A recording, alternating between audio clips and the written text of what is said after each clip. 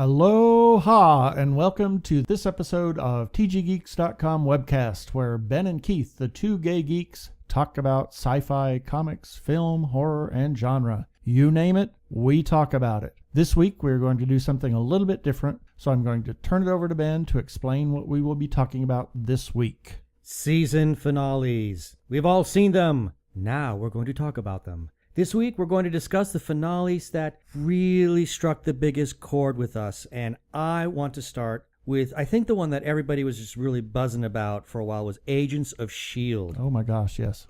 Now, we've all heard all the talk. A lot of people had some very high anticipations of this show when it was about to air. Of course, it was being born out of some of the really interesting S.H.I.E.L.D. stuff we were beginning to see in Iron Man that really came to fruition in the Avengers film. So then, of course, Agents of S.H.I.E.L.D. premiered, and not to the greatest excitement of most fans, it would seem. Now, what did you think about it? I thought it was great from the beginning. I was really intrigued by it. I'm not a comic book person. We don't have to be in this case. Well, but it was also Captain America, and the Agents of S.H.I.E.L.D. that came out of that, and I thought it was fascinating. Yeah, well, one of the beautiful things I thought about this is you didn't need to be an actual, I don't want to say an aficionado, but you did not need to be knowledgeable. They did a very good job. Each movie, each television show, or at least in the case of Agents of S.H.I.E.L.D., they were all primers in a way. I mean, you could watch each movie, the series, and not know what's going on in order to be able to appreciate what's actually happening. I mean, You were being introduced to the universe as if you were totally fresh. True. I personally thought the series hit on a really, really great note when it started. Yeah. I find puzzling that a lot of people were really down on it. Yeah, I was hearing negative feedback on it, and I thought, why? I thought it was great. I thought it was really good. I mean, one of the things that I think we need to remember is that especially with a brand new television show, especially one that literally you could tell it's going to have a really huge universe, you need to set your pieces on the table. It's like a chess game. You got to set all your players out there in order for you to be able to really start to play the game. We all had to be introduced to these characters, and one thing that we've talked about is that Kevin Feige clearly had an idea. He had something in mind with this big universe that he wanted to do. Right. And the only way that he could really do it was by he drew out the entire thing, had a whole sense of how this series was going to take place. And with Agents of S.H.I.E.L.D., he was able to tell the showrunners, okay, there are going to be some really big key things that are going to happen. Right. The show's going to take some really interesting directions at these certain times. So you need to have your series go in this very same direction. So clearly, they had to really kind of hedge their bets in the beginning. I mean, they really couldn't go full tilt. Right. So it was clear that they had to kind of take things really slowly in the beginning. Otherwise, I think the show would have just completely bombed. And that might have been why some of the episodes seemed to lack some oomph, shall we say? Yeah, especially in the beginning. Yeah, I would agree. They didn't quite have maybe the big dramatic impact that we saw maybe perhaps the last third of the series. Right. But I didn't think the show was that bad to begin with. I mean, there were some really good things. I mean, they were introducing the whole cyber tech. We were still kind of playing off on the whole extremist thing that was introduced in Iron Man 3. So the series, I thought, it was laying some pretty good seeds. Yeah, I thought it was really good. The way they did the episodes. Now, some did they drug a little bit, but when you realize what they were trying to do and the tie-in that they were trying to match up with the release of Captain America and the Winter Soldier, it then made sense why some of those episodes were almost what you might call throwaway episodes, or were just filler episodes. So would you say that this is a series that would serve better to be rewatched now, given what has happened? Absolutely. Okay, so let's talk about the finale. Now, of course, we did have the big Hydra reveal. We saw how that played out in Captain Hail America. Hydra. We saw how that completely played out in Captain America, and of course we got to see the fallout for that in the last few episodes of Agents of S.H.I.E.L.D. And for those people who don't know, Keith and I talked about this on another podcast that we belong to, but we mentioned how when we saw Captain America, there was a really great moment at some point during the watching of that movie. Keith just blurted right out, "Oh my God, I can't wait to see what's going to happen on Agents of S.H.I.E.L.D. now." Absolutely. And then when it happened on Agents of S.H.I.E.L.D., as we talked about on the other podcast, was I said several dirty words. Yeah. Yeah. It won't say it on this show. No, but it was really impactful. So let's talk about that finale then. We got some really neat surprises. I think probably the biggest surprise, although it wasn't that much of a surprise, I mean, it had already been leaked that he was going to be in there, was the return of Nick Fury. That was great. I mean, we did get a little cameo of him earlier in the year, but it was literally like a 30-second scene in like the second episode, so we really couldn't do there wasn't much there for him to do, but we really got a good amount of him on this one, and I thought his presence and his chemistry with Clark Gregg, who plays Phil Coulson, was absolutely, it was genius. I loved watching it. It was really good. And the things that Nick had to do was, it really helped to kind of seal the deal on the episode and to wind this season down. Did you feel any kind of emotional satisfaction from the finale? Absolutely. Oh, really? Well, some people didn't know. I mean, I haven't talked to anybody who hasn't, but there have been television shows here where they've had a finale where people just kind of go away feeling a little bit hollow and a little, kind of like, oh God, that really did not live up to the big buildup. No, but I was very satisfied with the outcome of the episode. Yeah, there was some really great things. There was a lot of naughty people who really got theirs in this one, and I think, given some of the naughty things that they did leading up to the finale, I think we all kind of felt some sort of satisfaction that they kind of got theirs. Yeah, and the whole, they kind of wrapped up, I won't say wrapped up, but they gave us a cliffhanger, if you will, a couple of cliffhangers, if you will, but they also kind of wrapped up some story elements from the season, such as, May and Ward, yes, May and Ward, and how their big fight, the end of that relationship, and then also the Fitz and Simmons thing, and the little cliffhanger that they left there. Yeah, Fitz is alive, but at least he got to tell Simmons how he felt. Exactly, and then we have Skye and her story. Yeah, big mystery. They did drop we knew that there was something unusual about her. She was an object of alien origin. I think that's how they classified her. And then at the very end, the one of the big cliffhangers, because I think there were two that you could call for in this episode. Yep. One of them was Flowers, as Garrett liked to call her, coming in and talking to some man, and all we see is this blood-soaked arm. As she walks up to him, we don't see him because he's sitting behind a chair, and it's a high back chair, so we barely see the top of his head. We don't see anything of his body. We just see this arm as he reaches out and grabs a picture of her, and we hear Flowers tell him, "I found your daughter." Yep. And all we know is that her parents destroyed, I believe it was a village in China. Yep. In an attempt to try to find her, and they were described as monsters. So we can only imagine what her story is going to be. Absolutely. And now that she's got the alien blue blood in her, all bets are off as to what might happen. Yep. And then, of course, there was the wrap up with Garrett, which I thought was brilliant. Yeah, you said now this was funny because we saw him get the stuffing kicked out of him, compliments of Deathlock.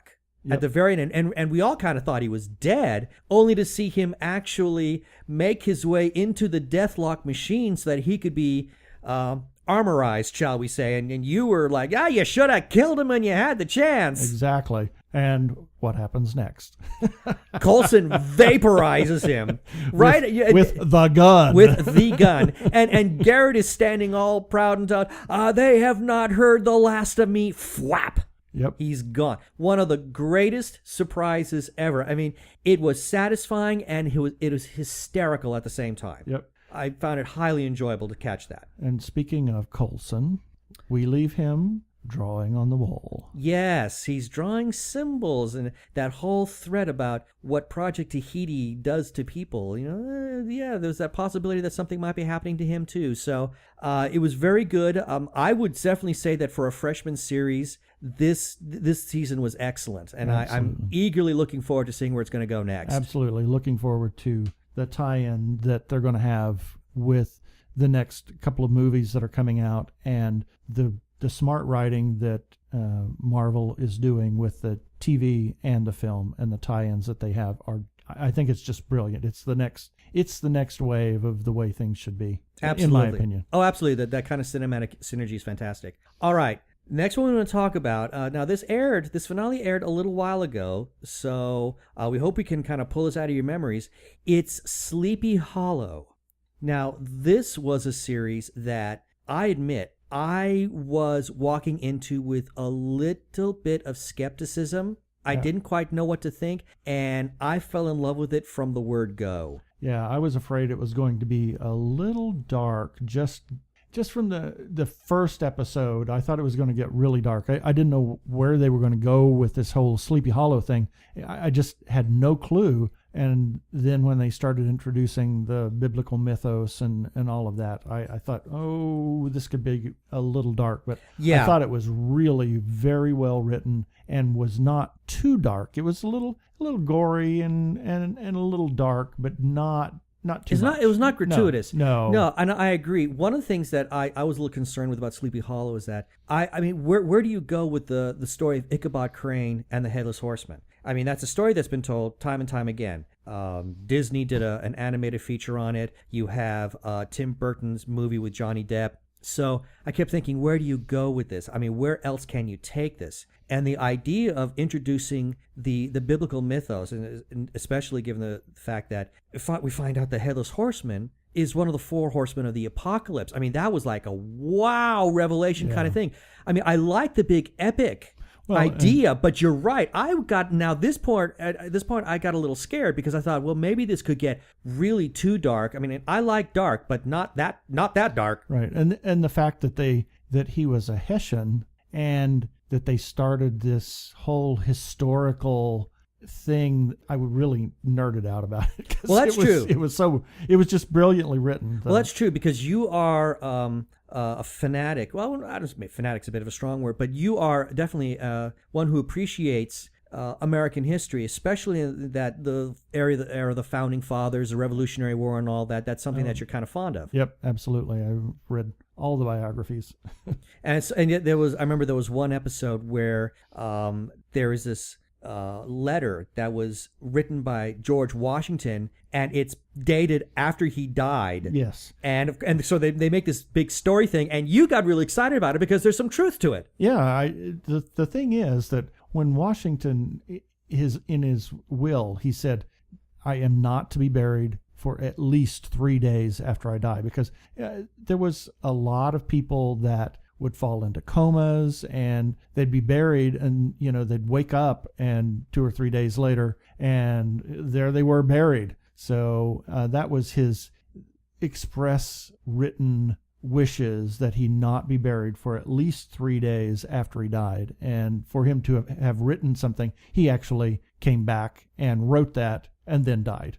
So it was a little historic. The historical anecdotes that they place in the show are brilliant, and they're all it hits that history. Yeah, they're based in truth, geeky history. They're based in truth. Yeah, so they're really appealing to nerds and geeks of various different eras. I mean, history geeks, horror geeks, fantasy geeks. I mean, they're kind of playing to a pretty wide demographic. I think that might have been one of the reasons why this series was so successful. I mean, it was a huge hit from the moment it aired. Right, and then the humor of Ichabod being the man out of time, and all of the stuff that he has to catch up on, and all of the the things that he doesn't understand, and all that humor and the butt of the joke that he is on most occasions. What do you think of the cast?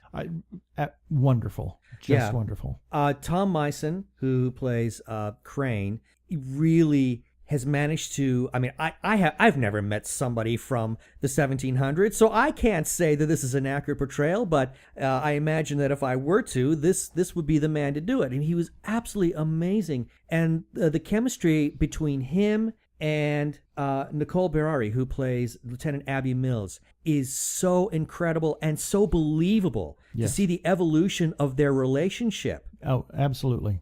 I've just From really fallen adversaries at first to becoming very strong allies. Yes, very strong. I mean, there's definitely now a friendship there that is there, and the way they can play off each other. I mean, the modern woman and the man at a time is very exciting. One of the things that I also like is with this series they managed to plan some really interesting mysteries. They've answered a lot of questions. Yes. One of the big questions, of course, was who exactly is this Henry Parrish that we've met? Brilliantly played by John Noble. Absolutely, he was just brilliant. So let me ask this question then. What do you think of that finale? Oh my God, it was. I never saw that coming. I never saw it coming. Never saw the finale coming. The big reveal that Henry Parrish is actually Ichabod and his wife Katrina's son Jeremy, who made a bargain with Moloch to become the second horseman of the apocalypse. I mean, spoilers. Oh my God. It was, I would say this. I've seen a lot of season finales, and all but one of them I thought were amazing. Let me rephrase that. Only one of them I thought was amazing. The rest I thought were merely okay, but not enough to just have me say, "Oh my God, I can't wait till the next season to see how this resolves." The only exception was Star Trek. All the others, they didn't quite hold up to that kind of level. This one does, because we see the horseman, the first horseman, the headless horseman, take Katrina away. We see Jeremy bury his father alive. Abby is stuck in purgatory. The captain, he's incarcerated or is going to face trial for murder. I mean, it's like everything that could go wrong has gone wrong. How are they going to get out of this? It was thrilling, and I can't wait to see how they're going to end that up. It's going to take a miracle. It might very well take a miracle. Absolutely. Well, with that, I think we're going to take a break now. We normally would run a bumper for another show here, but for those of you who may not know all the places that we can be found, this will help. Yeah, it may be a little self-serving, but we are rather proud of this little bumper ad. So here goes.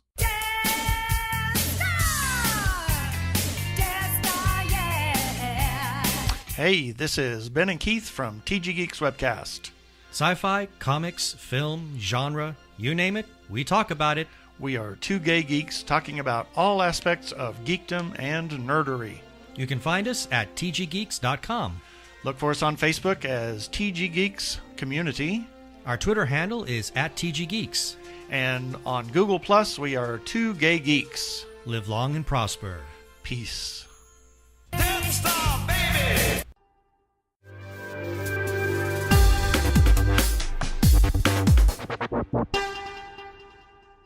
Welcome back. Now we tackle a show that has been canceled. This is a heartbreaker. Almost Human.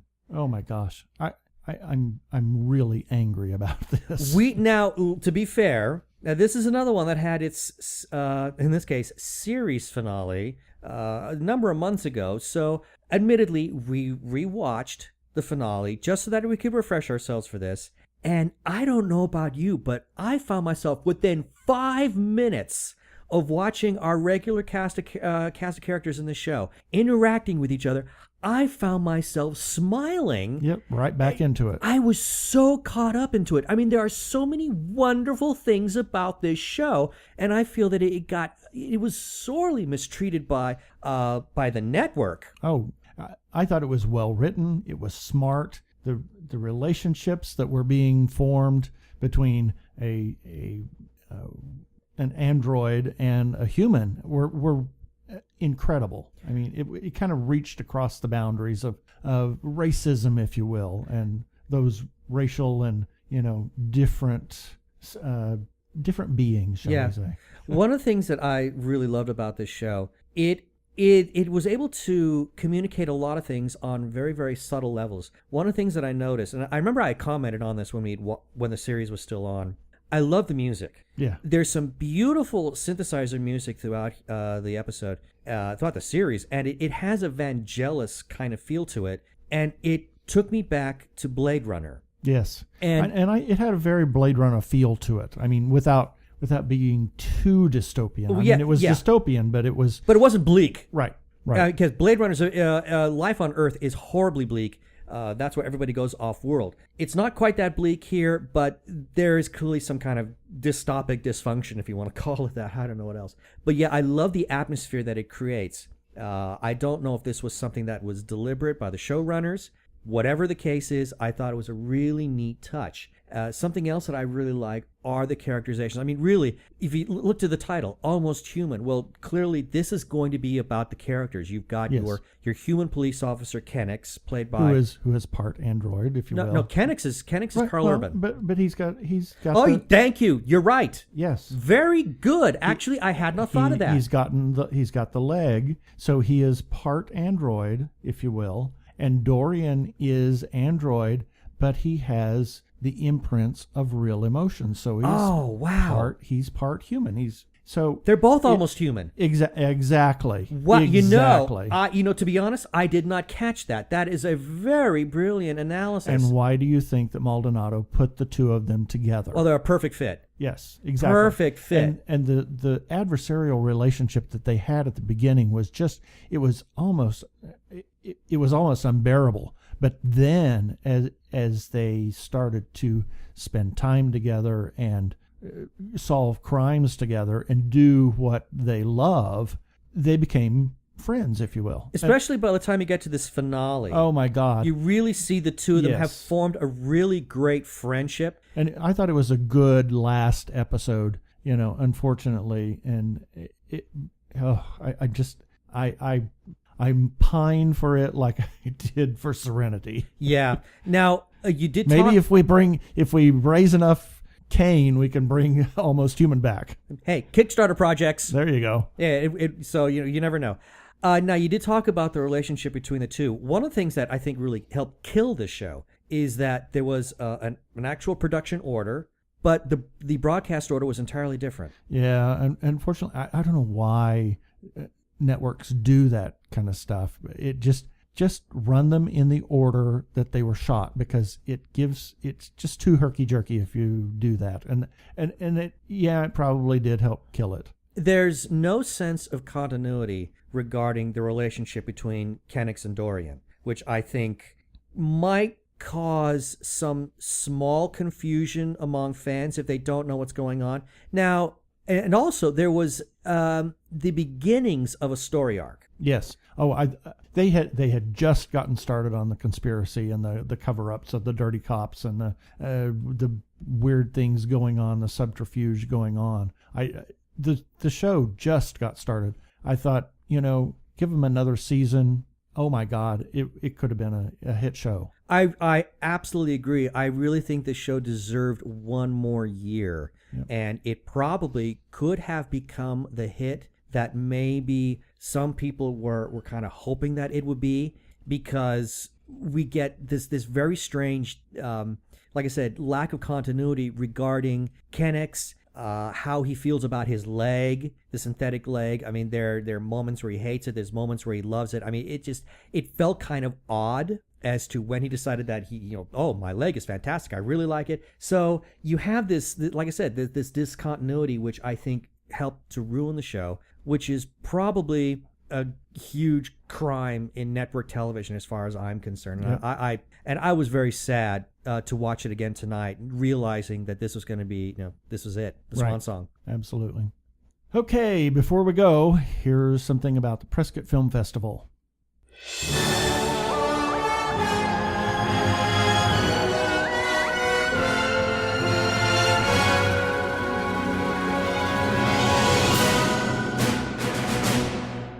if you're in Arizona in July, you might want to check out the Prescott Film Festival July 23rd through 27th. That's just a couple of weeks away at Yavapai Community College, and the events include film screenings, Oxymorons, a one-act play starring Ed Asner and Mark Rydell, wine tasting, as well as a workshop by renowned sci-fi author Alan Dean Foster, who happens to be a resident of Prescott. And he will be there on the importance and impact of the book Dune to the sci-fi world, as well as screen the documentary Jodorowsky's Dune, which is the story of cult film director Alejandro Jodorowsky and his ambitious but ultimately doomed film adaptation of the seminal science fiction novel, and that will be also hosted by Alan Dean Foster. For more information, just go to PrescottFilmFestival.com. That should just about do it for this time at TG Squared Studios. For Ben Raggington, I am Keith Lane. Peace. Cheers.